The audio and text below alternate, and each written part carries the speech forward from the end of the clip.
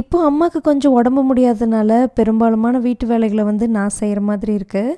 இப்படி செஞ்சிட்ருக்கும்போது இன்றைக்கி தாங்க ஒரு விஷயம் எனக்கு அப்படியே ஸ்பார்க் ஆச்சு. தோசை சுட்டுட்ருக்கும்போது செகண்ட் தோசை வந்து லைட்டாக கரிஞ்சிருச்சு. அப்போ தான் நான் நினச்சேன், என்னடா நம்ம சின்ன வயசில் கரிஞ்சு போன தோசை சாப்பிடுவோம்ல, இப்போல்லாம் சாப்பிட்றதே இல்லை.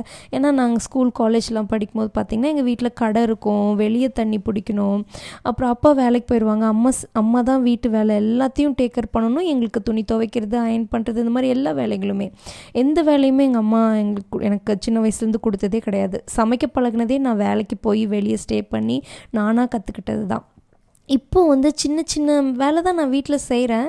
எங்கள் அம்மா அளவுக்கு ஃபுல்ஃபில்டாக என்னால் செய்ய முடியல, நான் என்ன தான் மேனேஜ் பண்ணாலும். ஆனால் எங்கள் அம்மா அவ்வளோ பர்ஃபெக்டாக எல்லாத்தோட நீட்ஸையும் ஃபேஸ் பண்ணாங்க.